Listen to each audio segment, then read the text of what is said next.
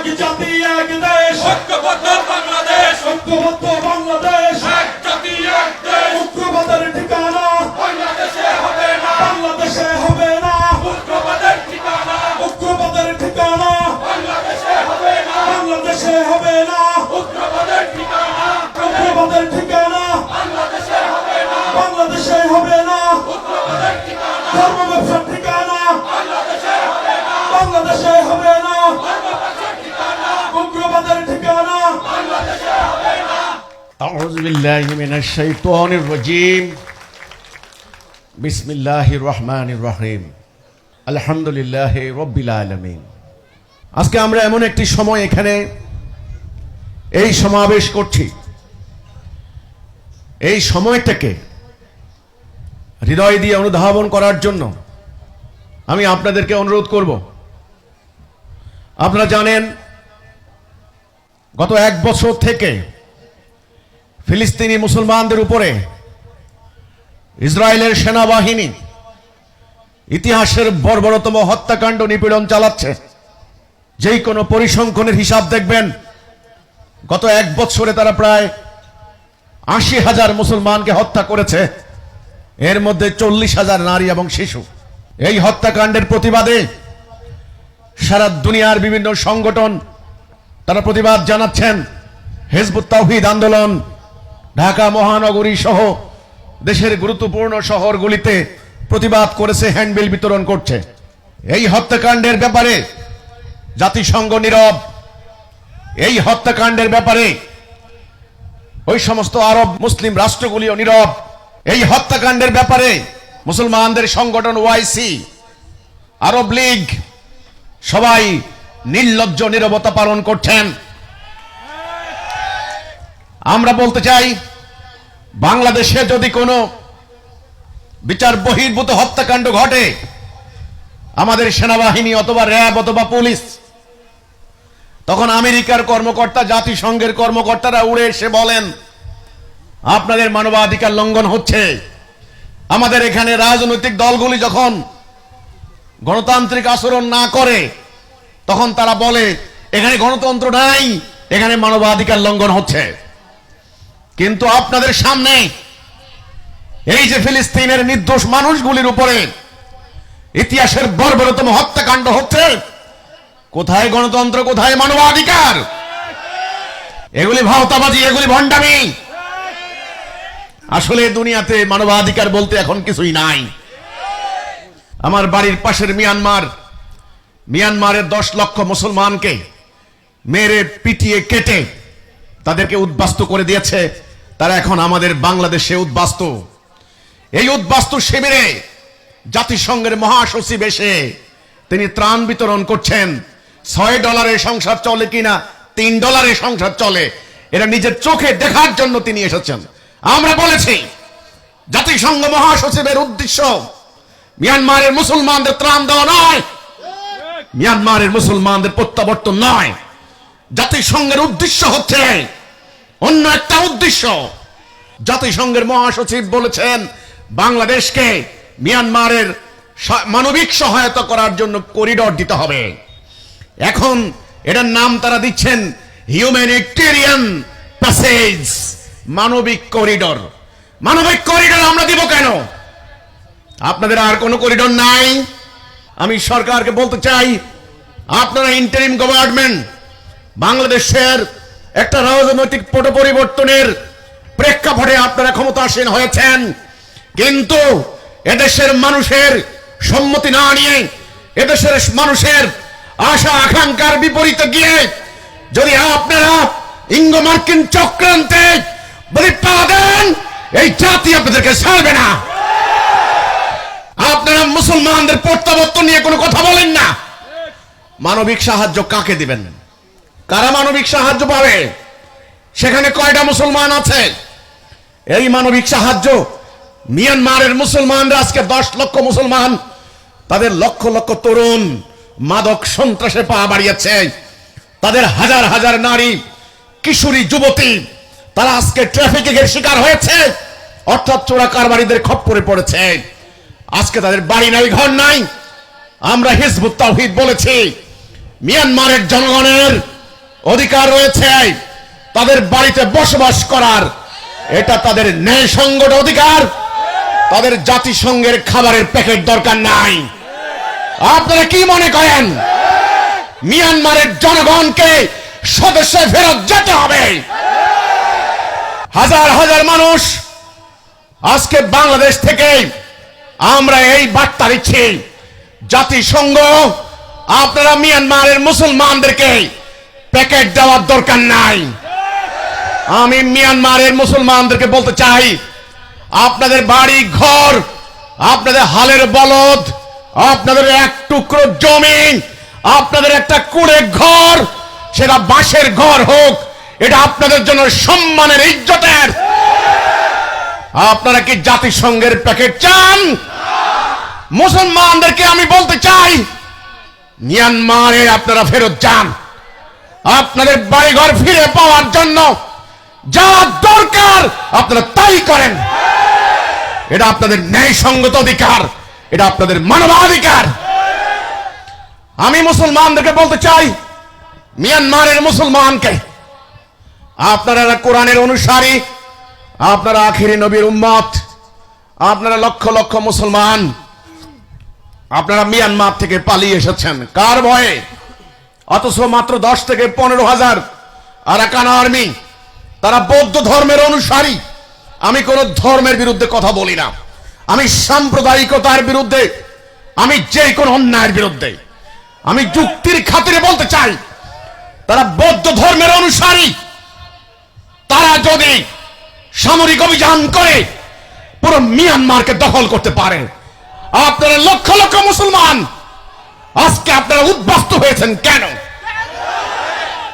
আমি জাতিসংঘকে আহ্বান করব, যদি পারেন মিয়ানমারের মুসলমানদেরকে মানবিক সহায়তা করেন।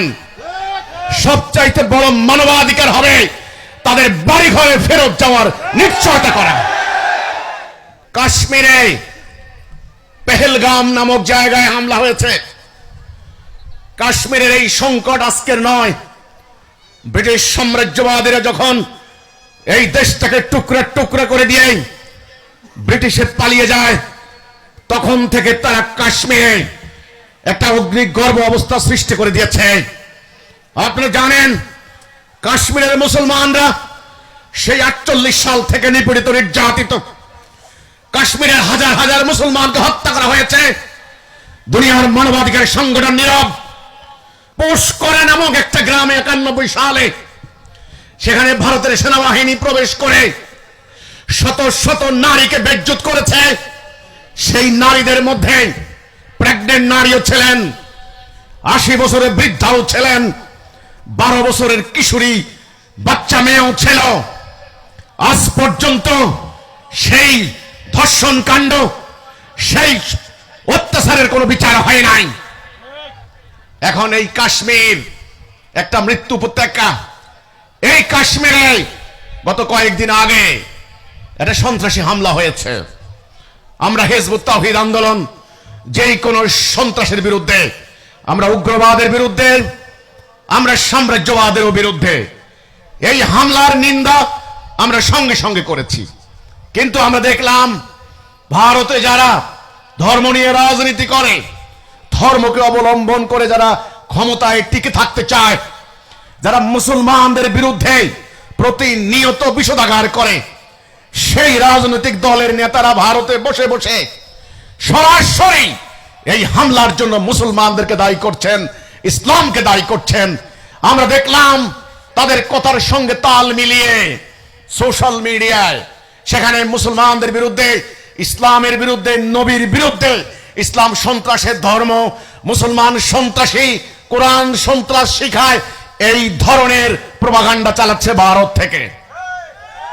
কাশ্মীরের এই হামলার ব্যাপারে আপনারা পাকিস্তানকে দায়ী করেছেন, পাকিস্তান অস্বীকার করেছে।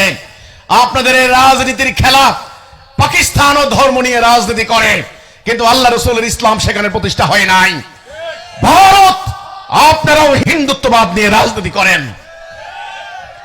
এই রাজনীতির বলি আপনারা ইসলামকে টার্গেট করবেন না।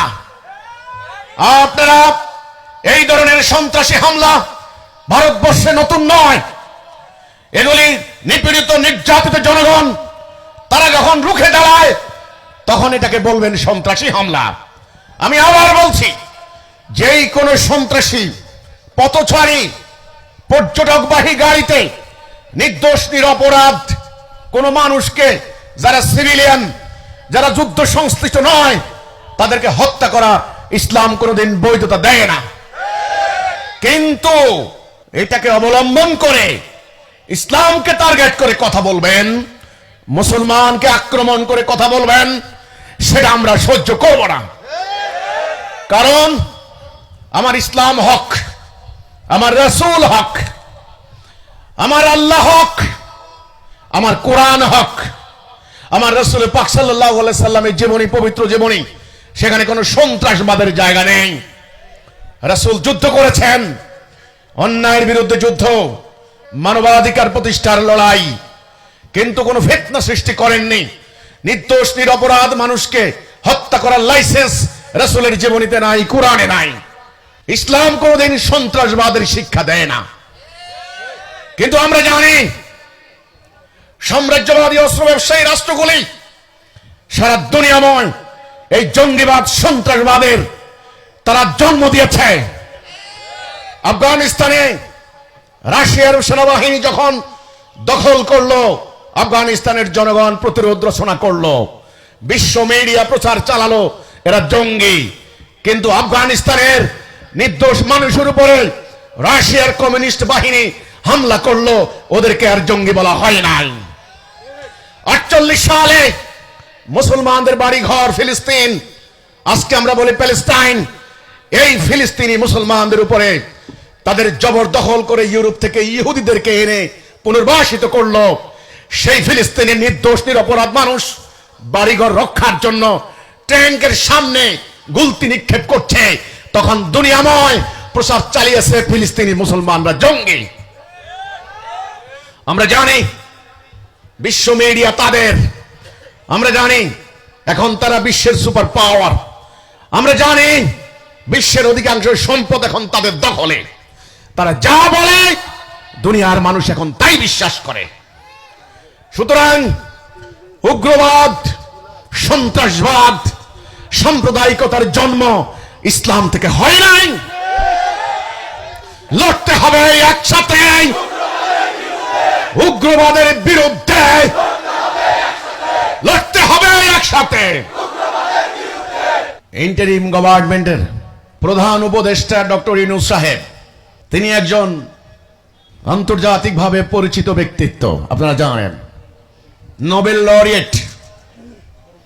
তিনি গতকালকে বলেছেন আমরা একটা যুদ্ধ পরিস্থিতির মধ্য দিয়ে যাচ্ছি, যুদ্ধের পূর্ণাঙ্গ প্রস্তুতি গ্রহণ করতে হবে।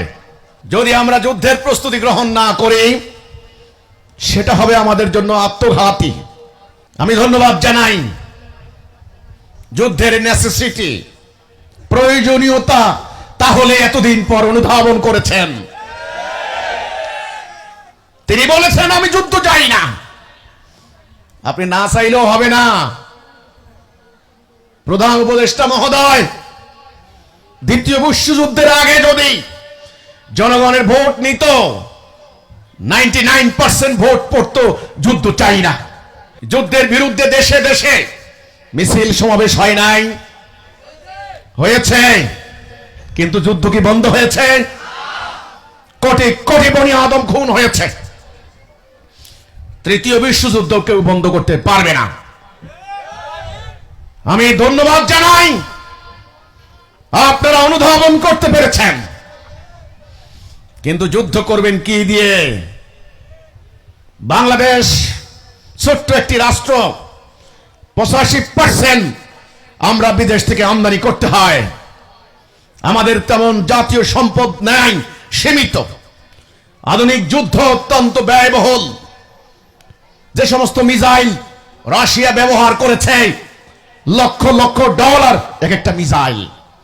আধুনিক অস্ত্র অত্যন্ত ব্যয়বহুল, শব্দের গতি থেকে 10 গুণ বেশি গতি সম্পন্ন, 10,000 মাইল দূরে গিয়ে মিসাইল সমূহ অ্যাটাক করতে পারে। এই আধুনিক যুদ্ধ অত্যন্ত ব্যয়বহুল যুদ্ধ। ফিলিস্তিনের মুসলমানরা এই আধুনিক অস্ত্রের কাছে আজকে তারা সারেন্ডার করেছে। মিয়ানমার মুসলমানদেরকে তাড়িয়ে দিয়ে সেখানে আজকে একটা যুদ্ধ পরিস্থিতি সৃষ্টি করা হচ্ছে। আমরা বলতে চাই, আমাদের বাংলাদেশের মানুষ যখন প্রাকৃতিক নিয়ম জানেন, বৈশাখ মাস যখন আসে তখন আমরা বলি ঈশান কোণে মেঘ জমেছে, এখন এই ঘূর্ণিঝড় শুরু হতে পারে। ঈশান কোণ কোন দিকে? উত্তর পশ্চিম কর্নারে। কিন্তু আজকে বাংলাদেশের আকাশে দক্ষিণ পূর্ব কর্নারে ঘন কালো মেঘ জমেছে। যেই কোনো মুহূর্তে ঝড় উঠতে পারে। এই ঝড়ের লক্ষণ ভালো নয়। এই ঝড়ের পিছনে ইঙ্গো মার্কিন চক্রান্ত রয়েছে। এই ঝড়ের পিছনে আমাদের আঞ্চলিক দাদাবাবুদের চক্রান্ত রয়েছে। এই ঝড়ের পেছনে তাদের খ্রিস্টান রাষ্ট্র কায়েম করার একটা মাস্টার প্ল্যান রয়েছে। তারা বাংলাদেশের মাটিকে তারা ব্যবহার করতে চায়। বাংলাদেশের মাটি এই এক চিলতে মাটি 1971 সালে স্বাধীন হওয়ার পর আমরা দেখেছি এখানে অপরাজনীতি, এখানে ধাপ্পাবাজের রাজনীতি, এখানে ধর্ম ব্যবসা, ধর্মের নামে হানাহানি, এখানে শত শত দলে দলে বিভক্ত হয়ে এই রাষ্ট্রটার আভ্যন্তরীণ শক্তিকে একেবারে ধ্বংস করে দিয়েছে। আজকে 1.5 কোটি তরুণ তরুণী বিদেশে অক্লান্ত পরিশ্রম করে বৈদেশিক রেমিটেন্স পাঠান, আর এরা ধান্দাবাজের রাজনীতি করে বিলিয়ন বিলিয়ন ডলার তারা বিদেশে পাচার করে দিয়েছে। বাংলাদেশ আজ 110 বিলিয়ন ডলার ঋণী। প্রতি বছর 1.25 লক্ষ কোটি টাকা সুদের টাকা দিতে হয়। আজকে বাংলাদেশ লক্ষ লক্ষ টন গম বিদেশ থেকে আমদানি না করলে আমাদের ঘরে রুটি চলে না। আজকে আমাদের ধান চাল আমদানি করতে হচ্ছে। বাংলাদেশ একটা আমদানি নির্ভর রাষ্ট্র হয়ে গিয়েছে। আমরা আজকে ঋণগ্রস্ত রাষ্ট্র। এমত অবস্থায় এই বাংলাদেশের উপরে যদি ইরাক, সিরিয়া, আফগানিস্তানের মতো একটা সিচুয়েশন তারা সৃষ্টি করে দিতে পারে, আমরা কোথায় যাব? আপনারা কি উদ্বাস্তু শিবিরে যাবেন? আমি বলেছি আমরা উদ্বাস্তু শিবিরে যাব না। আপনারা কি আপনাদের নারী সন্তানরা বেজ্জত হোক, আপনারা সেটাকে চাইবেন? আমরা বলেছি আমাদের নারীদেরকে আমরা উদ্বাস্তু শিবিরে যেতে দেব না। আমরা একটা সংকট কালে এসে দাঁড়িয়েছি। একটা যুদ্ধ পরিস্থিতির মধ্য দিয়ে আমরা যাচ্ছি। যুদ্ধ আমাদের বাড়ির কাছে কড়া নাড়ছে। যেই কোনো সময় দক্ষিণ এশিয়ার পরিস্থিতি উত্তপ্ত হয়ে উঠতে পারে। ভারত একটা পারমাণবিক শক্তিধর রাষ্ট্র, পাকিস্তান আর একটা পারমাণবিক শক্তিধর রাষ্ট্র। সমাজবিজ্ঞানী, রাষ্ট্রবিজ্ঞানী, সমরবিদরা বলেছেন যদি অত্র অঞ্চলে পারমাণবিক যুদ্ধ হয় কমসে কম 200 কোটি মানুষ মারা যাবে। এই অঞ্চলের পরিস্থিতি ভালো নয়। এই সাম্রাজ্যবাদী অস্ত্র ব্যবসায়ীদের সেন দৃষ্টি পড়েছে। এখন মাটি রক্ষা করা দুঃসাধ্য হয়ে যাবে। আপনাদের জীবন ভবিষ্যৎ রক্ষা করা দুঃসাধ্য হয়ে যাবে। আজকের মে দিবস, শ্রমিক দিবস পালন করছেন। আমরা বলতে চাই যত দিবস পালন করেন শ্রমিকদের মুক্তি আসবে না। যতক্ষণ না আল্লাহর দেওয়া জীবন ব্যবস্থা প্রতিষ্ঠা না করেন ততক্ষণ পর্যন্ত মুক্তি আসবে না। এই সাম্রাজ্যবাদী আগ্রাসন, ইসলামের বিরুদ্ধে এই ষড়যন্ত্র, এটা কি করে রুখবেন? আমরা জানি ফিলিস্তিনি মুসলমানদের উপরে আক্রমণের বিরুদ্ধে আমাদের বিভিন্ন ধর্মীয় সংগঠন, আলেম ওলামাদের নেতৃত্বে তারা ঢাকার রাজধানীতে তারা মিছিল করেছেন, মানববন্ধন করেছেন, সমাবেশ করেছেন, মিছিল মিটিং করে যার যার মাদ্রাসা দিয়ে ঘুম দিয়েছেন, যার যার মসজিদে খানকায় গিয়ে বিশ্রাম নিয়েছেন, যার যার বাড়িতে গিয়ে ঘুম দিয়েছেন। সমস্যা কি সমাধান হয়েছে? সংকট কি দূর হয়েছে? অত্যাচার বন্ধ হওয়ার কোনো গ্যারান্টি দিয়েছে? নো, হবে না। হবে না। কেন হবে না? হবে না তার কারণ যতক্ষণ না আপনি ঐক্যবদ্ধ হয়ে সঠিক রাস্তা ধরে সংকটের সমাধান করতে না পারেন ততক্ষণ পর্যন্ত আসল সমস্যার সমাধান হবে না। এখন এই সংকট সমাধান করার উপায় কি? আজকে দুনিয়াতে মুসলমানদের সংখ্যা কত? 200 কোটি মুসলমান। আমাদের ভৌগোলিক রাষ্ট্র কয়টি? 55 থেকে 60টি রাষ্ট্র। বাংলাদেশ, পাকিস্তান, মালয়েশিয়া, ইন্দোনেশিয়া, এখান থেকে শুরু করে ছোট্ট একটা ব্রুনাই মুসলমানদের রাষ্ট্র, মালদ্বীপ মুসলমানদের রাষ্ট্র, সেই সৌদি আরব বিশাল কয়েক লক্ষ বর্গ মাইলের একটি রাষ্ট্র, সেই জান তিউনিসিয়া, সেই কাসাব্লাঙ্কা পর্যন্ত, মরক্কো, সেই মধ্য আফ্রিকা পর্যন্ত, এদিকে তুরস্ক, ইউরোপের বসনিয়া থেকে শুরু করে সেই হিমালয়ের পাদদেশের ওই পারে প্রায় 8 কোটি মুসলমান আছে। চীন দেশের জিনজিয়াং, উরুমচি, কাশগড়, এখান থেকে শুরু করে এডেন বন্দর, এখান থেকে শুরু করে ইন্দোনেশিয়া, ওখান থেকে শুরু করে কাসাব্লাঙ্কা, অর্ধ দুনিয়া, হাফ অফ দ্য ওয়ার্ল্ড, 200 কোটি মুসলমান, লক্ষ লক্ষ আলেম, লক্ষ লক্ষ মুফতি, লক্ষ লক্ষ মৌলানা, লক্ষ লক্ষ মুফাসসির। এই জাতির মসজিদ কত আছে? লক্ষ লক্ষ মসজিদ। এক বাংলাদেশে আছে 4 লক্ষ থেকে 5 লক্ষ মসজিদ, হাজার হাজার মাদ্রাসা, বিভিন্ন ধরনের মাদ্রাসা, বিভিন্ন ফেরকার মাদ্রাসা, কোনটা কওমি মাদ্রাসা, কোনটা সালাফি মাদ্রাসা, কোনটা আহলে হাদিস মাদ্রাসা, কোনটা সরকারি মাদ্রাসা, লক্ষ লক্ষ আলেম, লক্ষ লক্ষ মুফতি, 200 কোটি মুসলমান, কোটি কোটি। সারা পৃথিবীতে নির্যাতিত নিপীড়িত কে? মুসলমান। দুনিয়াতে সকল জাতি মিলে মারছে, হত্যা করছে, উদ্বাস্তু করছে কাকে?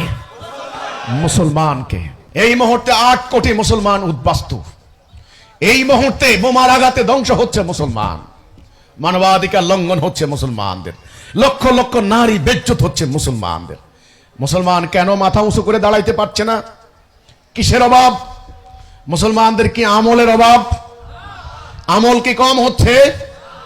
নামাজ, রোজা, হজ, যাকাত কি কম হচ্ছে? এলেমের অভাব? এলেম, বড় বড় মাদ্রাসার ডিগ্রি আনছেন, বহু বহু ডিগ্রি এক একজন আলেমের, তাহলে এলেমের অভাব নাই, আমলের অভাব নাই। কিসের অভাব? ঐক্যের অভাব। কিসের অভাব? ঐক্য। আমাদের আল্লাহ কয়জন? এক আল্লাহ, এক রাসূল, একটা কোরআন, একটা কাবা। আমরা নামাজের সময় বলি কাবাতে শরীফাতে আল্লাহু আকবার। কাবা ঐক্যের প্রতীক। কাবা কয়টা? আল্লাহ কয়জন? রাসূল কয়জন? একজন। আল্লাহ এক, রাসূল এক, কাবা এক। মুসলমান কয় জাতি হবে? সেখানে আজকে মুসলমানদের অবস্থা কি? লক্ষ লক্ষ ফেরকায় বিভক্ত। আজকে মুসলমানদের পরাজিত হওয়ার কারণ এই টুকরা টুকরা হয়ে যাওয়া। আমার হাতে এক টুকরা পাতা, একটা কাগজ দেখতে পাচ্ছেন, এটা এই এক পাতা কাগজ, এটাকে কোম্পানি কি জন্য বানিয়েছে বলুন? লেখার জন্য। লেখার জন্য না অন্য কিছুর জন্য? লেখার জন্য। যতক্ষণ এই কাগজটা ইনট্যাক্ট থাকবে, একটা থাকবে, ততক্ষণ আপনি পারপাস সার্ভ করতে পারবেন, উদ্দেশ্য হাসিল করতে পারবেন। আমি যদি মধ্যখানে 2টা টুকরা করে দেই, লেখার সম্ভাব্যতা কমে যাবে, উদ্দেশ্য হারিয়ে যাবে। আমি যদি টুকরা টুকরা করতে থাকি, একটা পর্যায়ে টুকরা টুকরা করতে করতে এই কাগজের একটা টুকরা কি হয়ে যাবে বলুন তো দেখি? এটা কি হবে? আবর্জনা। এই আবর্জনার একটা ছোট্ট টুকরা দিয়ে কি আপনি লেখার উদ্দেশ্য হাসিল করতে পারবেন? বলুন না, পারবেন কিনা? এই উদাহরণটা আশা করি যে কোনো সরল প্রাণ, ধর্মপ্রাণ মানুষ বুঝবেন। আমাদের নবী করিম সাল্লাল্লাহু আলাইহি ওয়াসাল্লাম আমাদেরকে একটা জাতি করে তিনি দিয়ে গেলেন। কয়টা জাতি? এক জাতি। আমাদের নেতা কয়জন ছিলেন? আজকে আমরা হাজার হাজার টুকরোয় বিভক্ত হয়ে গিয়েছি। আমাদের 55 থেকে 60টা রাষ্ট্র, প্রত্যেকটা ভৌগোলিক রাষ্ট্রে বিভক্ত। এগুলোকে ইংরেজিতে বলে নেশন স্টেট। গ্রামের সাধারণ মানুষ নেশন স্টেট বুঝবে না, এটার নাম জাতিরাষ্ট্র। জাতিরাষ্ট্র। মিশর, মিশর, ইজিপ্ট, মিশর একটা রাষ্ট্র, মিশরের সরকার আলাদা, মিশরের সঙ্গে আমেরিকার চুক্তি আছে। সৌদি আরব, এটা আরেকটা রাষ্ট্র, এটা হলো চলে রাজতন্ত্র, kingdom, KSA, kingdom of Saudi Arabia. তাদের সঙ্গে সৌদি আরবের, আমেরিকার, ব্রিটেনের দহরম মহরম। আরেকটা রাষ্ট্র ইরাক, আরেকটা রাষ্ট্র সিরিয়া, আরেকটা রাষ্ট্র পাকিস্তান আলাদা, আমরা বাংলাদেশ আলাদা। ফিলিস্তিনে মুসলমানদেরকে বোমা মেরে ধ্বংস করে দিল, আশেপাশে রাষ্ট্রগুলির কোনো মাথা ব্যথা নাই। তাহলে এক জাতি হলো? এই মাইর খাওয়ার কারণ কি? তাহলে ঐক্য নাই। কি নাই? ঐক্য নাই।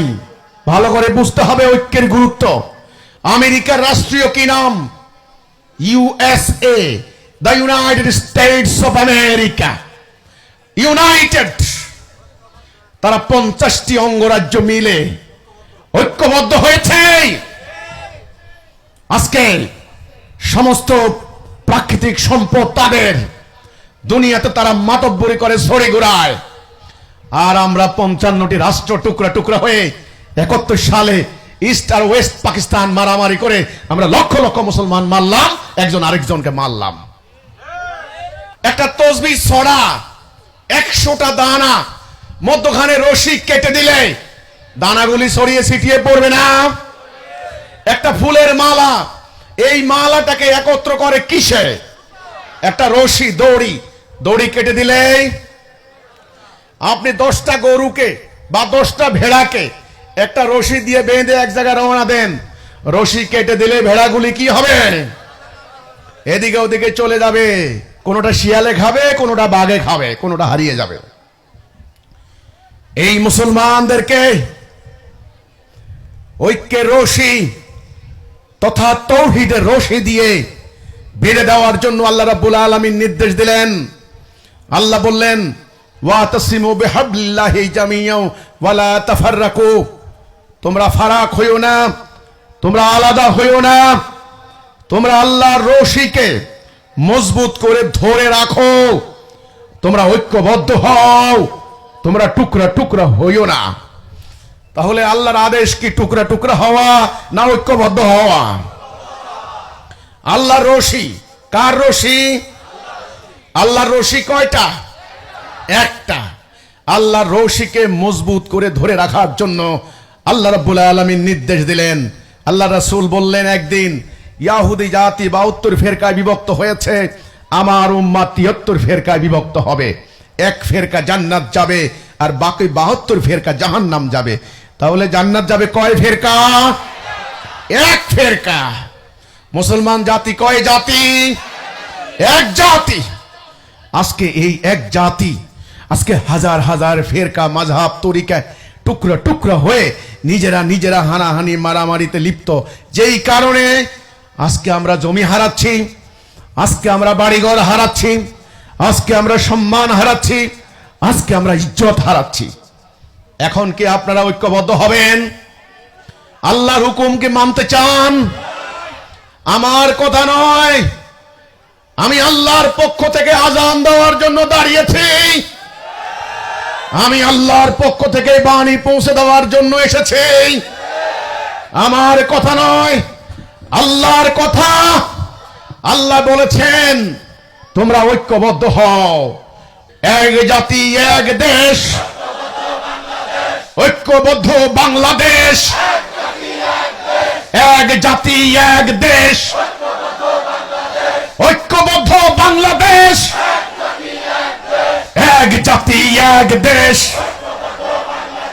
ঐক্যবদ্ধ বাংলাদেশ। ওকে, বসেন। আমার বক্তব্যের শুরুতে বলেছিলাম বাংলার মাটিকে নিয়ে সাম্রাজ্যবাদী অস্ত্র ব্যবসায়ী রাষ্ট্রগুলির ষড়যন্ত্র চলছে, আঞ্চলিক আধিপত্য বিস্তারকারী রাষ্ট্রগুলির আধিপত্য বিস্তারের অশুভ প্রতিযোগিতা চলছে। একদিকে চীন, একদিকে ভারত, একদিকে রাশিয়া, আর একদিকে আমেরিকা। এই সম্মিলিত চক্রান্ত প্রতিরোধ করতে হলে আপাতত 16 কোটি বাংলার মানুষকে ইস্পাতের মতো ঐক্যবদ্ধ জাতিসত্তা গড়ে তুলতে হবে। যদি ঐক্যবদ্ধ করতে পারেন, ঐক্যবদ্ধ জাতির সম্পদ, জ্ঞান, বুদ্ধি, যা কিছু আছে তাই নিয়ে শত্রুর মোকাবেলা করতে হবে, তবে আপনারা রক্ষা করতে পারবেন। আমি এমনি এমনি বলি নাই, কয়েকটা উদাহরণ দেব। আপনারা ভিয়েতনামের নাম শুনেছেন। ভিয়েতনামে আমেরিকা হামলা চালিয়েছিল। ভিয়েতনামের জনগণ একজন কমিউনিস্ট নেতা হো সি মিনের নেতৃত্বে তারা সিদ্ধান্ত নিয়েছে ভিয়েতনামের জনগণ বাড়িঘর বানাবে না, তারা কবর খুঁড়লো, কবর, তারা মাটির নিচে বসবাস করা শুরু করলো, মরণপণ প্রতিরোধ রচনা করলো। 52,000 সৈন্য হারিয়ে আমেরিকার সৈন্য ভিয়েতনাম থেকে পালিয়েছে। 1971 সালে বাংলাদেশের থেকে শক্তিশালী সেনাবাহিনী পাকিস্তানের আর্মি, বাংলার আপামর জনগণ যখন রুখে দাঁড়িয়েছে, এই বুঘারাঙ্গা বাংলার দামাল ছেলেরা পাকিস্তানি আর্মি পালাতে বাধ্য হয়েছে। আমার নবীর উদাহরণ, ইসলামের উদাহরণ, রাসূল আকরাম সাল্লাল্লাহু আলাইহি সাল্লাম যখন একটা আদর্শ বুকে ধারণ করে আল্লাহর বিধানের জন্য যখন মদিনায় আসলেন, তিনি মক্কায় থাকতে পারেননি। মক্কার আবু জাহেল, আবুল আহাবরা তারা পরিকল্পিতভাবে ষড়যন্ত্র করে রাসূলকে আক্রমণ করেছে, হামলা করেছে, রাসূলের সঙ্গীদেরকে হত্যা করেছে। তিনি তার মানবাধিকার চর্চা করতে পারেননি, তার ধর্মীয় অধিকার প্র্যাকটিস করতে পারেননি। তিনি মক্কা থেকে মদিনায় আসলেন, তারপরে মদিনায় শুরু হলো হামলা, আক্রমণ। মদিনার মানুষের জীবন সম্পদকে ধ্বংস করে দেওয়ার পায়ে তারা সম্মিলিত আক্রমণ করলো। একটা যুদ্ধের নাম আহজাব। রাসূলের নেতৃত্বে সাহাবীরা কি করলেন? পেটে পাথর বাঁধলেন, গাছের লতা পাতা খেলেন। তারা শত্রুর আঘাতে আঘাতে জর্জরিত হলেন। তারাও তেমনি কবর খুঁড়লেন, এটাকে বলা হয় ট্রেন্স খুঁড়লেন। মদিনার চতুর্দিকে খাল খনন করলেন। আজকের আধুনিক সেনাবাহিনী ভেলসা দিয়ে ট্রেন্স খনন করে। রাসূল পাক সাল্লাল্লাহু আলাইহি সাল্লাম 1500 বছর আগে এটা রাসূলুল্লাহর রণনীতি, রাসূলুল্লাহর যুদ্ধনীতি। মদিনার মুমিনরা, নারী পুরুষ শিশু, তারা বলেছেন আমরা শহীদ হব তবু পরাজিত হব না, আমরা শহীদ হব তবু পালিয়ে যাব না।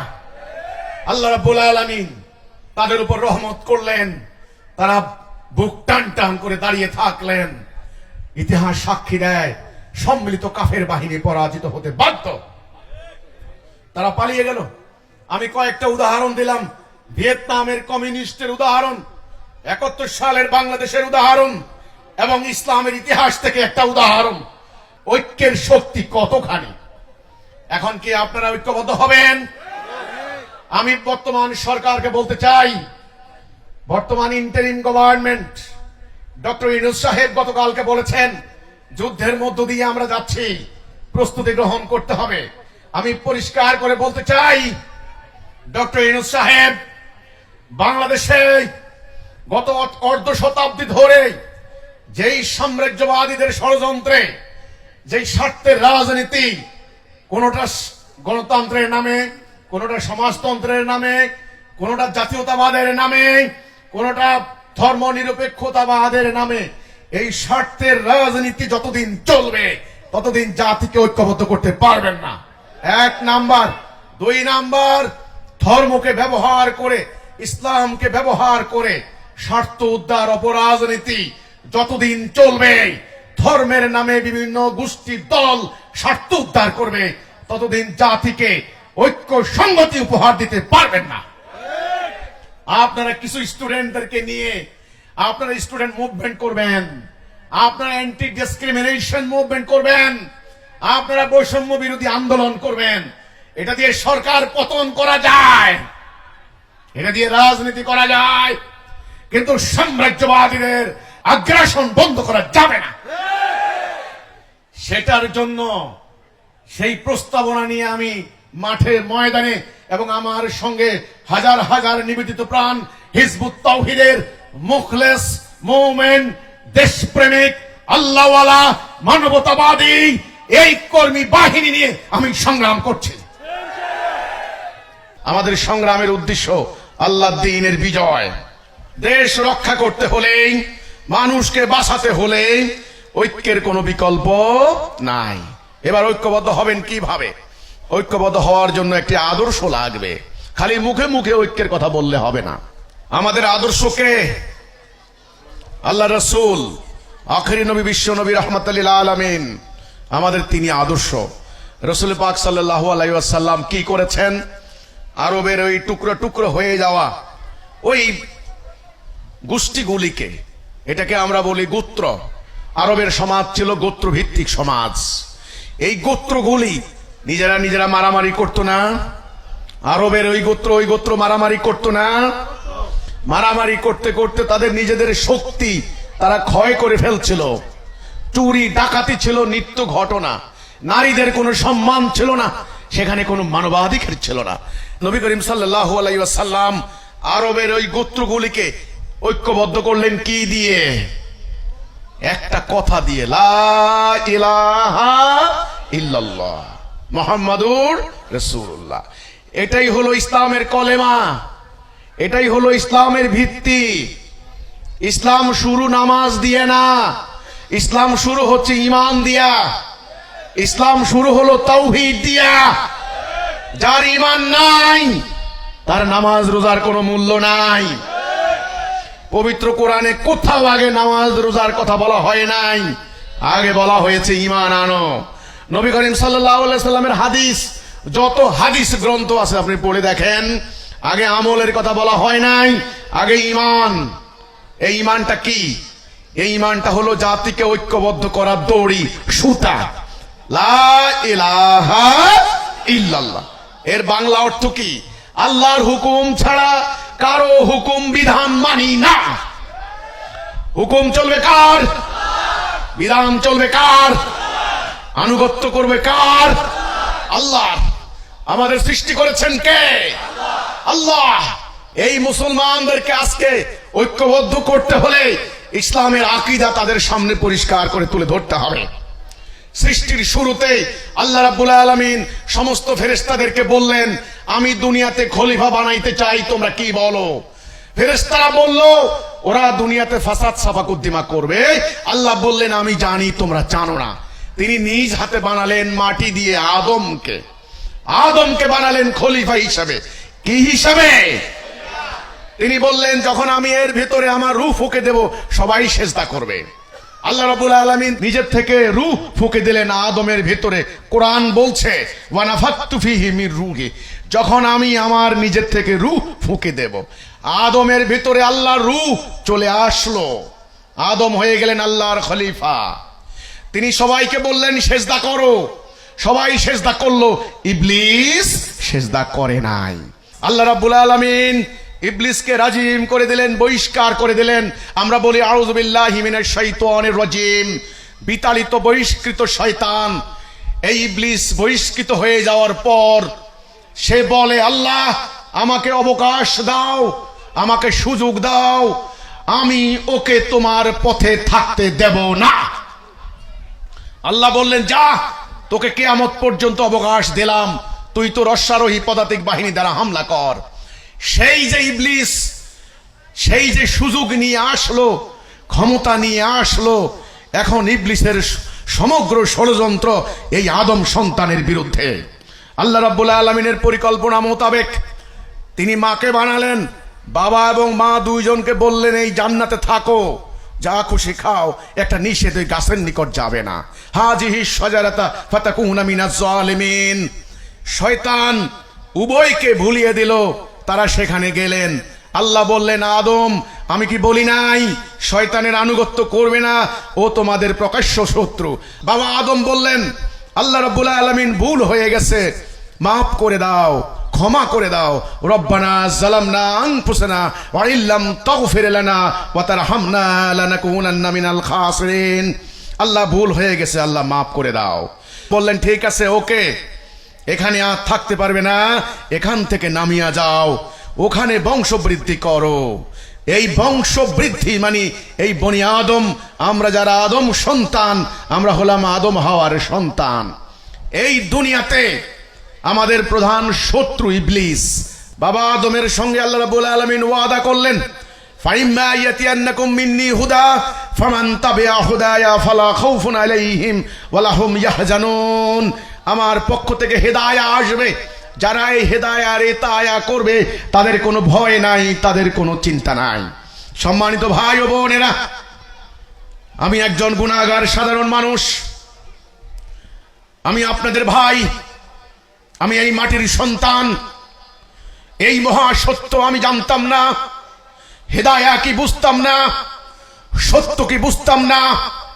জামানার ইমাম, the leader of the time, Imamuzzaman জনাব মোহাম্মদ বাইজিদ খান পন্নের উসিলায় আজ আমার সামনে পরিষ্কার হয়ে গিয়েছে কোনটা সত্য, কোনটা মিথ্যা, কোনটা হেদায়া, কোনটা দালালা, কোন দিকে মানুষ মুক্তি পাবে, কোন পথে মানুষ ধ্বংস হয়ে যাবে।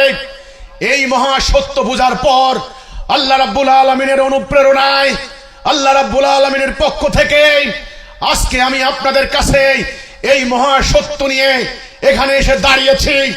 যদি আপনারা আমার কথার আনুগত্য করেন, আমি হলফ করে বলতে পারি ইনশাআল্লাহ অ্যাটম বোমার হাত থেকে বাঁচবেন, ইনশাআল্লাহ আপনারা জান্নাতে যাবেন। এই হিজবুত তাওহীদ আল্লাহর মনোনীত, হিজবুত তাওহীদের ইমাম আল্লাহর মনোনীত। আল্লাহ জানিয়ে দিয়েছেন হিজবুত তাওহীদ দিয়ে সারা পৃথিবীতে আল্লাহর সত্য দিন প্রতিষ্ঠা হবে। আমার নিজের কথা বলার জন্য আমি দাঁড়াই নাই, আমার নিজের গুণকীর্তন করার জন্য আমি দাঁড়াই নাই। মানুষ মরণশীল, আমার দাদা যেমন কবরে গিয়েছেন, আমার পূর্বপুরুষ যেমন কবরে গিয়েছেন, আমাকেও আগামী দিন এই মাটির সঙ্গে মিশে যেতে হবে। কিন্তু আমি বুঝেছি এই দুনিয়াতে আমার কি কাজ, আমি বুঝেছি এই দুনিয়াতে আমার কি কর্তব্য। আমি আজ এই জনসভায় দাঁড়িয়ে আপনাদের কাছে সনির্বন্ধ অনুরোধ করব, বিনীত আবেদন করব, আপনারা মনোযোগ দিয়ে আমার এই কথাগুলিকে মনোযোগ দিয়ে শুনুন। ইনশাআল্লাহ যতদিন বেঁচে থাকবেন আপনাকে আর পথভ্রষ্ট কেউ করতে পারবে না। আমরা দুনিয়াতে আসলাম, এখন আমাদের সামনে রাস্তা কয়টা? দুইটি রাস্তা। এই যে ডান হাত, এই যে বাম হাত, এদিকে একটা রাস্তা, এই রাস্তার নাম সিরাতাল মুস্তাকিম, এই রাস্তার নাম দালালাহ। এই রাস্তার মধ্যে যারা থাকবে তারা হলো মুমিন, এই রাস্তার মধ্যে যারা থাকবে তারা হচ্ছে কাফের। এই রাস্তার শেষ মাথা জান্নাত, এই রাস্তার শেষ মাথা জাহান্নাম। আমি আপনি মধ্যখানে, আমাকে আপনাকে স্বাধীন ইচ্ছা শক্তি দেওয়া হয়েছে, আমাকে আপনাকে দুনিয়াতে একটা আয়ু দেওয়া হয়েছে, একটা বয়স দেওয়া হয়েছে, আমাকে আপনাকে দৃষ্টি দেওয়া হয়েছে, কান দেওয়া হয়েছে, ব্রেন দেওয়া হয়েছে, হৃদয় দেওয়া হয়েছে। আমি ব্রেন দিয়ে চিন্তা করব, আমি কান দিয়ে শুনবো, আমি দৃষ্টি দিয়ে দেখব এবং হৃদয় দিয়ে উপলব্ধি করব। আমি চিন্তা করব, আমি জানবো, আমি বুঝবো আমার কি ডান দিকে যাওয়া উচিত নাকি বাম দিকে যাওয়া উচিত। এই সিদ্ধান্ত আপনাকে নিতে হবে। সিদ্ধান্ত নেওয়ার বেলায় কারো দ্বারা প্ররোচিত হবেন না।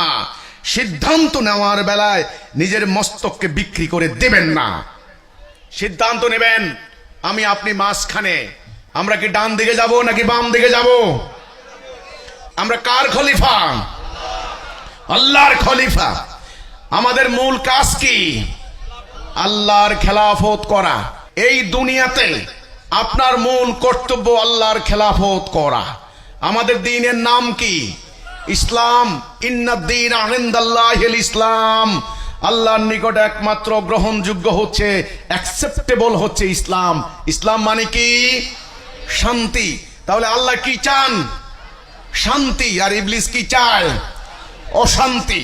তাহলে দুনিয়াতে কি আপনি শান্তি চান না অশান্তি চান? দুনিয়াতে কি ঐক্য চান না হানাহানি চান? যুদ্ধ রক্তপাত চান না শান্তি চান? আপনি যেমন শান্তি চান, হিন্দু ভাইয়েরাও শান্তি চায়, বৌদ্ধ ভাইয়েরাও শান্তি চায়, জাতিসংঘ শান্তি চায়, আমাদের সরকার কি চায়? শান্তি চায়। সেনাবাহিনী কি চায়? দেখেন না, শান্তি রক্ষী মিশন। কি রক্ষা? শান্তি রক্ষা। তাহলে মানুষের শান্তির প্রত্যাশা, শান্তি চাওয়া, এটা একটা ন্যাচারাল ডিমান্ড, এটা একটা প্রাকৃতিক চাহিদা। মানুষ কি চায়? এই যে এতক্ষণ সারাক্ষণ রোদ আর রোদ, মানুষ কি প্রখর রোদের মধ্যে হাঁটতে চাইছে নাকি ছায়ার মধ্যে বসতে চাইছে? আপনি কি জাহান্নাম যেতে চান না জান্নাত যেতে চান? জাহান্নাম মানে কি আপনারা জানেন? সকল ধর্মগ্রন্থের মধ্যে বর্ণনা আছে। গরম পানি, পুঁজ রক্ত, আগুন, নিষ্ঠুর কথাবার্তা, এগুলি সব জাহান্নাম। সংকীর্ণ জায়গা, এগুলি সব জাহান্নাম। আর জান্নাত কি? ফল ফলাদি, ছায়াসন, নিবিড় বাগান, উত্তম সঙ্গী সঙ্গিনী, এই তো জান্নাত। তাহলে হিন্দু কি চায়? স্বর্গ চায়। বৌদ্ধ কি চায়? বৌদ্ধরা জীবনে নির্বাণ লাভ চায়, নির্বাণ লাভ। খ্রিস্টানরা কি চায়? হেভেনে যেতে চায়। ইয়াহুদি যারা মুসলমানদেরকে এখন মারছে, তারা মুসলমানদেরকে মেরে কোথায় যাইতে চায়? শান্তি, স্বর্গে যেতে চায়। মুসলমান কই যেতে চায়? জান্নাতে যেতে চায়। তাহলে সবাই কোথায় যেতে চায়? পরকালে জান্নাতে। দুনিয়াতে কি চায়? শান্তি। চাইতে কোনো অসুবিধা আছে? যদি শান্তি চান, যদি আল্লাহকে বিজয়ী করতে চান, তাহলে একটা সিদ্ধান্ত নিতে হবে। সেই সিদ্ধান্তের নাম হচ্ছে কালেমাতুত তাইয়্যিবা, ঈমান, লা ইলাহা ইল্লাল্লাহ। আমি আল্লাহর হুকুম বিধান ছাড়া কারো হুকুম বিধান মানি না। হুকুম মানব কার? বিধান মানব কার? যখনই আপনি এই সিদ্ধান্তটা নেবেন, তখনই আপনি ডাইন পথে উঠলেন, আপনি মুমিন। আপনার ওয়ালি কে হবে? আল্লাহ। আর যখনই আপনি আল্লাহর বিধান বাদ দিয়ে মানুষের বিধান মানবেন, তখন আপনার অভিভাবক কে হবে? ইবলিস। আল্লাহ রাব্বুল আলামিন কি চান? শান্তি নাও শান্তি, শান্তি চান। এখন আপনারা কি ইবলিসের ইচ্ছা বাস্তবায়ন করবেন না আল্লাহর ইচ্ছা বাস্তবায়ন করবেন? আল্লাহর ইচ্ছা বাস্তবায়ন করতে হলে দুনিয়াতে কি কায়েম করতে হবে? শান্তি। শান্তি কায়েম করতে হলে একটা শর্ত মানতে হবে, সেটা হলো আল্লাহর আনুগত্য ছাড়া কারো আনুগত্য করব না, আল্লাহর খেলাফত ছাড়া কারো খেলাফত করব না। এই সিদ্ধান্তটা নিতে হবে। এই সিদ্ধান্তের নাম হচ্ছে ঈমান। যারা এই সিদ্ধান্তটা নেবেন, তাদের সমস্ত গুনাহ মাফ করে দিয়ে আল্লাহ তাদেরকে জান্নাতে দাখিল করবেন। রাস্তা কয়টা? দুইটা। হেদায়া, দলালাহ। হুকুম কয়টা? দুইটা। আল্লাহর হুকুম, ইবলিসের হুকুম। এখন আমরা আনুগত্য করব কার? আল্লাহর। এই আল্লাহর আনুগত্য করব কি দিয়ে? আল্লাহর হুকুম দিয়ে। এটা কার হুকুম? এটা কার বিধান? আল্লাহর বিধান। এটা কে নাজিল করেছেন? আল্লাহ। কি উদ্দেশ্যে নাজিল করেছেন এটা জানার নাম আকীদা। আমার হাতে একটা বস্তু আছে, এটার নাম কি? এর উদ্দেশ্য কি? সময় দেওয়া। এটা যদি সময় না দেয়, এই ঘড়ির কোনো মূল্য আছে? এই ঘড়ির উদ্দেশ্য সময় দেওয়া। খুব ভালো কথা। তাহলে এই কিতাবের উদ্দেশ্য কি? এই তো। এখন আর মুসলমান একটা উত্তর দিতে পারেন না। কেন? এই বস্তুর উদ্দেশ্য সময় দেওয়া। বিশ্বের যেই কোনো মানুষকে জিজ্ঞাসা করেন, একটা উত্তর পাবেন, দুইটা উত্তর পাবেন না। তাহলে ইসলামের উদ্দেশ্য কি? কোরআনের উদ্দেশ্য কি? নবী আগমনের উদ্দেশ্য কি? নবীর লড়াইয়ের উদ্দেশ্য কি? উত্তর একটা হবে না। 10 কোটি মুসলমানকে প্রশ্ন করেন, 1 কোটি রকমের উত্তর পাবেন। তাহলে এই কিতাবের উদ্দেশ্য কি? এটাকে দিয়ে মানব জীবন পরিচালিত করা। মানব জীবন পরিচালিত হবে কার হুকুম দিয়ে? যখনই আপনি আল্লাহর হুকুম দিয়ে মানব জীবন পরিচালিত করবেন, তখনই আপনি আল্লাহর খলিফা। কার খলিফা? এইবার আপনি রায় দিবেন। আমি শুনানি করলাম আপনার আদালতে, আপনি এখন রায় দিবেন। এখন বলেন, মানব জাতি কি আল্লাহর আনুগত্য করে না ইবলিসের আনুগত্য করে? মানব জাতি কি আল্লাহর খেলাফত করে না ইবলিসের খেলাফত করে? মানব জাতি কি হেদায়েতে আছে নাকি দলালাতে আছে? তা এখন বলেন, মানব জাতি যদি এই রাস্তায় চলতে থাকে কোথায় যাবে? জাহান্নাম যাবে। সারা দুনিয়াময় আজকে দুর্বলের উপর সবলের অত্যাচার কেন? দরিদ্রের উপর ধনীর এই বঞ্চনা কেন? আশা করি বুঝতে পেরেছেন। শাসিতের উপর শাসকের এই অন্যায় কেন, এই জুলুম কেন? আশা করি বুঝতে পেরেছেন। আমরা বলতে চাই একটা মাত্র কারণ, এই মানব জাতি আল্লাহর অবাধ্য হয়ে আল্লাহর আনুগত্য বাদ দিয়ে তারা ইবলিসের আনুগত্য করছে। এই কারণে আজকে মানুষের সমাজে এই অশান্তি। এই অশান্তি কেউ নির্মূল করতে পারবে না। মসজিদে যত গিয়ে প্রার্থনা করেন শান্তি দাও, আল্লাহ ফিলিস্তিনে মুসলমানদেরকে রক্ষা করো, হবে না। গির্জায় গিয়ে বলেন প্রার্থনা করেন, হবে না। মন্দিরে গিয়ে ওম শান্তি ওম শান্তি, শান্তি আসবে না। প্যাগোডায় গিয়ে বলেন সর্বে সত্তা সুখিতা হন্ত, লাভ হবে না। সকল সত্তা সুখ পাবে না। সুখের গ্যারান্টি, শান্তির গ্যারান্টি, মানবাধিকারের গ্যারান্টি একমাত্র ইসলাম। যুগে যুগে আল্লাহ রাব্বুল আলামিন নবী রাসূলদের মাধ্যমে ইসলাম পাঠিয়েছেন, এই ছাড়া অন্য কিছু পাঠান নাই।